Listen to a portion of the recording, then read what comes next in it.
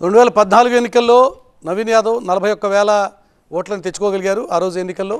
తర్వాత 2018 ఎన్నికల్లో ఇండిపెండెంట్ అభ్యర్థిగా తనకు స్వతంత్రంగా ఏ పార్టీతో సంబంధం లేకుండా 18,000 ఓట్లని ఆ రోజు ఎన్నికల్లో నవీన్ యాదవ్ తెచ్చుకున్నారు. 2023 ఎన్నికల్లో టికెట్ దక్కనప్పటికీ కూడా ఈ ఎన్నికల్లో కాంగ్రెస్ పార్టీ ఆయనకి అవకాశం కల్పించడం, యాదవ్ సామాజిక వర్గం కావడం, ముఖ్యమంత్రి మీద విపరీతమైనటువంటి వ్యతిరేకత ఉంది అని చెప్పి రకరకాల ప్రచారం చేసినప్పటికీ కూడా వాటన్నింటినీ కూడా తోసిరాజని నవీన్ యాదవ్ మీద ఉన్నటువంటి సింపతి, ముఖ్యమంత్రి మీద ఉన్నటువంటి సానుకూలత, ముఖ్యమంత్రి విస్తలవిడిగా ఈ నియోజకవర్గంలో తను కాలికి బలపం పట్టుకుని తిరిగినటువంటి మంత్రులందరికీ పురమాయించి తిప్పినటువంటి వ్యవహారం అన్నిటికీ కలిసి వచ్చి ఈసారి రికార్డు స్థాయిలో నవీన్ యాదవ్ 99,120 ఓట్లని మొత్తం 10 రౌండ్లలో కలిపి తెచ్చుకోగలిగారు. ఫలితంగా ఈసారి హైదరాబాద్లో కాంగ్రెస్ పార్టీకి పట్టు లేదు అని చెప్పి ఏదైతే ప్రచారం జరుగుతూ వచ్చిందో దాన్ని పక్కకు జరిపే విధంగా 24,600 ఓట్ల మెజారిటీతో నవీన్ యాదవ్ విజయం సాధించి హైదరాబాద్లో కూడా కాంగ్రెస్ పార్టీకి గట్టి పట్టు ఉంది అని చెప్పి నిరూపించుకునేటువంటి ప్రయత్నం ఈ ఉప ఎన్నికల ద్వారా కాంగ్రెస్ పార్టీ చేయగలిగింది. మరి ఈ ఫలితం సామాన్యమైనటువంటి ఫలితం కాదు. ఈ ఫలితాన్ని కాంగ్రెస్ పార్టీ ఏ రకంగా సెలబ్రేట్ చేసుకుంటుంది. గాంధీభవన్ నుంచి మా ప్రతినిధి అశోక్ ప్రస్తుతం లైవ్లో జాయిన్ అవుతున్నారు. అశోక్, గాంధీభవన్ దగ్గర ఉదయం నుంచి కూడా చాలా ఉత్సాహంగా ఉన్నారు. ఓటమి అనివార్యం బీఆర్ఎస్కి చెప్పి మొదటి నుంచి చెప్తూనే వచ్చినటువంటి పరిస్థితి. గాంధీభవన్ దగ్గర ఉదయమే టపాసులు తీసుకువచ్చి క్రాకర్స్ తీసుకొచ్చి రెడీగా ఉంచుకున్నారు. అంత నమ్మకంగా కాంగ్రెస్ పార్టీ విజయం విషయంలో ఉంది. ఇప్పుడు ఈ ఫలితం తర్వాత ఏముంటుంది అక్కడ ఉన్నటువంటి పార్టీ శ్రేణులు కానీ నాయకత్వం కానీ? ఖచ్చితంగా, ఎందుకంటే ఎప్పుడు ఎలక్షన్ జరిగినా కానీ దేశం మొత్తంలో ఎక్కడ ఎలక్షన్ జరిగినా కానీ కాంగ్రెస్ పార్టీ గాంధీ ఆఫీస్ దగ్గర మాత్రం ఒక ప్రశాంతమైన వాతావరణం కనిపిస్తుంది. బట్ ఈసారి మాత్రం డిఫరెంట్గా కనిపించింది. మార్నింగ్ 6 o'clock నుంచే గేట్లు ఓపెన్ అయ్యాయి. ప్రతి ఒక్క కార్యకర్త ఇక్కడికి రావడం జరిగింది. ఇన్ఫాక్ట్ రెండో రౌండ్ ఫలితం రాకముందుకే ఇక్కడ డబ్బు చప్పులు వినిపించాయి. అటు క్రాకర్స్ కూడా కాలుస్తున్న పరిస్థితి మనకు కనిపిస్తుంది. ప్రతి ఒక్క నాయకుడు కూడా ఇక్కడికి చేరుకుంటున్నారు. హైదరాబాద్లో ప్రాతినిధ్యం లేదు, మొత్తం రాష్ట్రం మొత్తం కూడా గెలిచినప్పుడు కూడా హైదరాబాద్లో ప్రాతినిధ్యం లేదన్న ఒక భావన ప్రతి ఒక్క కాంగ్రెస్ కార్యకర్త కనిపిస్తుంది. మెయిన్గా హైదరాబాద్లో అది కనిపిస్తుంది. బట్ ఈసారి అది పటాపంచలు చేస్తూ హైదరాబాద్ నడిబొడ్డున ఉన్నటువంటి జూబ్లీస్లో గెలవడం అనేది ఖచ్చితంగా కాంగ్రెస్ పార్టీ ఒక బూస్టప్ ఇచ్చే అంశంగా చెప్పొచ్చు. రౌడీ అని ప్రచారం చేసి అసెంబ్లీ రౌడీగా మార్చారని చెప్పి కాంగ్రెస్ పార్టీ కూడా చెప్తున్న పరిస్థితి మనకు కనిపిస్తుంది. ఇన్ఫాక్ట్ మనతో పాటు జిల్లాలకు సంబంధించినటువంటి నాయకులు కూడా వచ్చి జూబ్లీహిల్స్లో పార్టిసిపేట్ చేయడం కూడా మనం చూసాం. దానికి సంబంధించి మనతో మాట్లాడడానికి ఇక్కడ నల్గొండకు సంబంధించినటువంటి ఎమ్మెల్సీ శంకర్ నాయక్ ఉన్నారు. ఆయనతో మాట్లాడు. మీరు కూడా రహమత్ నగర్లో తిరగడం జరిగింది. సో ఈ విజయాన్ని ఎట్లా చూస్తారు, ఏం చెప్పదలుచుకున్నారు? చాలా బ్రహ్మాండంగా విజయం మేము ఆస్వాదిస్తున్నాం. ఎందుకంటే రహమత్ నగర్లో తిరిగినప్పుడు చాలామంది ఎస్సీ, ఎస్టీ, బీసీ మైనారిటీస్ ఎక్కువ ఉంటారు అక్కడ.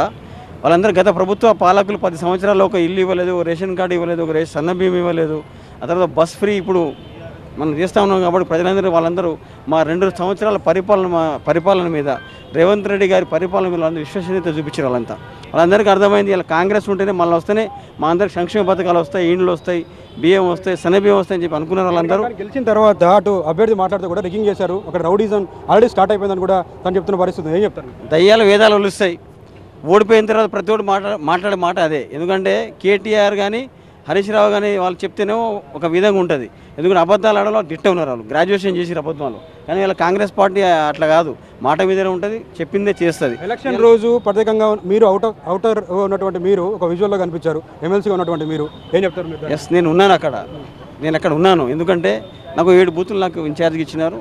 I have gone there. ఎందుకంటే మా ప్రజలు ఎట్లున్నారు, నేను దూరంగా ఉన్నాను, బూత్ దగ్గర లేను. మా రిలేటివ్స్ కూడా కొంతమంది అక్కడ ఉన్నారు. వాళ్ళని కలుస్తాను కూడా పోయినా అక్కడ. అట్లా పోయినా చూసినా అక్కడ వాళ్ళందరూ కూడా ప్రజలందరూ కూడా మేము చెప్తే ఓటేసి ప్రలోభం చేస్తే వేసేది కాదు. వాళ్ళందరూ డిసైడ్ అయినారు కాంగ్రెస్ ఓటేయాలని డిసైడ్ అయినారు వాళ్ళంతా. కాబట్టి కాంగ్రెస్ ఓటేసారు. వాళ్ళందరికీ ఒక చెంప పేర్లు మనది కేటీఆర్ గారికి. ఎందుకంటే ఈ విజయం మీ పార్టీ పైన భవిష్యత్తులో ఏ విధంగా ప్రభావం చూపుతుంది? ఇది స్థానిక సంస్థలకు రేపు రాబోయే జిహెచ్ఎంసీ ఎన్నికల్లో, మున్సిపల్ ఎన్నికల్లో మాకు ఇది విజయానికి ఇది ఒక నాంది. ఎందుకంటే రాబోయేటువంటి ఎన్నికల్లో మా అందరూ కూడా లోకల్ బాడీస్ అంతా కాంగ్రెసే గెలుస్తుంది. రేపు 10 ఏళ్లలో రేపు రాబోయే ఎన్నికల్లో కూడా 10 ఏళ్లలో కూడా రేవంత్ రెడ్డి గారు మా సీఎంగా ఉంటారు. ఎందుకంటే 2029లో 28 కూడా మేమే గెలవబోతున్నాం. ఎందుకంటే ఈ 3 సంవత్సరాల్లో ఏదైతే ఉన్నదో మనం రాబోయే 3 సంవత్సరాలు మా ప్రభుత్వానికి ఇది ఒక ప్రజా పరిపాలన ఎట్లా చేసిందో ప్రభుత్వం అట్లనే 3 ఏళ్ళు కూడా పరిపాలన చేస్తుంది. అదేవిధంగా సంక్షేమ పథకాలు ప్రతి ఒక్కరికి పోతాయి. బడుగు బలహీన వర్గాలందరికీ కూడా ఇదంతా ఒక మా కాంగ్రెస్ పార్టీ అభిమానం ఉంటుంది. కాబట్టి కాంగ్రెస్ పార్టీ మళ్ళీ అధికారంలోకి వస్తుంది. ఇలా బీఆర్ఎస్ పార్టీ పని బర్కాస్ అయిపోతుంది, ఇంత క్లోజ్ అవుతుందని చెప్పి లేదు. మహిళ బయటకు వచ్చి మాట్లాడుతుంది. అందరూ సమిష్టిగా వచ్చి నా పైన మూకుమ్మడి దాడి చేశారు అనేది ఆమె చెప్తుంది. మీరేం చెప్తారు? అదంతా అబద్ధం అండి. వాళ్ళు ఏదో ఒకటి మాట్లాడుతూ ఉంటారు కానీ అవన్నీ ఎలక్షన్స్లో గెలిచేది తెలిసింది. నవీన్ యాదవ్ గెలుస్తామని చెప్పి ముందే తెలుసు. కాంగ్రెస్ పార్టీ ప్రతి ఒక్కళ్ళు సామాన్యంగా కింద స్థాయి నుంచి కూడా ప్రతి ఒక్క కార్యకర్త ప్రతి ఒక్కళ్ళు సేవాదలతో సహా అసలు ఎవరు కూడా ఇవాళ నవీన్ యాదవ్ అంటే చాలా మంచి అబ్బాయి కూడా చాలా బాగా వర్క్ చేస్తాడు. వాళ్ళ కుటుంబాలు కూడా మొదటి నుంచి మాకు తెలుసు. మొదటి నుంచి కూడా వాళ్ళు చిన్నప్పటి నుంచి కూడా ఆ సొసైటీలో ఎవరు ఎక్కడైనా బాధపడుతున్న మహిళలకు సంబంధించిన వాళ్ళకి ఏదైనా చేయాలన్నా కూడా ముందుండి వాళ్ళ ఫ్యామిలీ మొత్తం కూడా ఆయన మీద ఎన్నో రకాల అభియోగాలు ఇస్తున్నారు. కానీ ఇక గెలిచిన తర్వాత ఏంటంటే కడుపులో మంట, వాళ్ళు ఏదో ఒకటి మాట్లాడుతూ ఉంటారు తప్పితే కాంగ్రెస్ పార్టీని ఇంకా భవిష్యత్తులో కూడా ఇవాళ గెలిచింది రేపు ఫ్యూచర్ మున్సిపల్ ఎలక్షన్స్ కానీ సర్పంచ్ ఎలక్షన్స్ అన్నిటికీ కూడా గెలుపుకి నాంది ఇదే.